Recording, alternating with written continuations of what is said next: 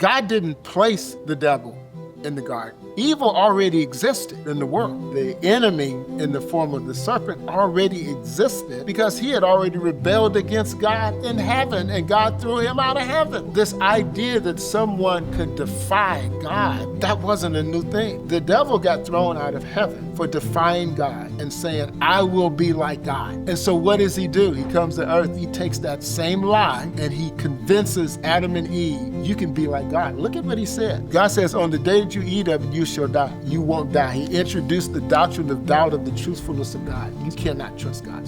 Then he introduced the doctrine of doubt in the goodness of God. God says, don't do it. And he says, listen, no, you can't believe him. You can't trust him because of this. God knows in the day that you eat from it, your eyes will be open and you will be like him, knowing good and evil. God is holding back something from you. He's not good. He doesn't have your best interest at heart. He's saving the good stuff for himself. And what ends up happening is that Adam and Eve ended up selling their soul to the devil for something that they already owned. The devil sold them their own house. He walked into their house and said, I got a deal for you. Here, give me $100,000. This house is yours. Really? Okay. That's what they did. As I was doing more studying, that caused some confusion because that appeared to be what actually happened. Adam and Eve did not die, but they became aware of good and evil. How do you define die? To not live. To not live, cease living, to be unalive. It's for the heart to stop beating and the brain waves to cease. That's our definition of death. That's how we read that and we go, they didn't die, therefore I can conclude that God lied. Empty threats. What we fail to understand, God places us in the physical, but God is spirit.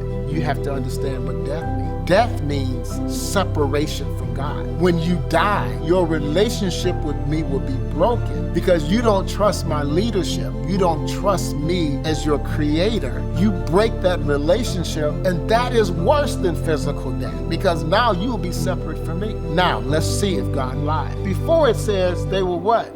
They were naked and unashamed because their hearts were pure, because they had the proper relationship with God and there was no brokenness inside of them about their sexuality or their identity or their relationship. After they ate it, what did they immediately do? They hid.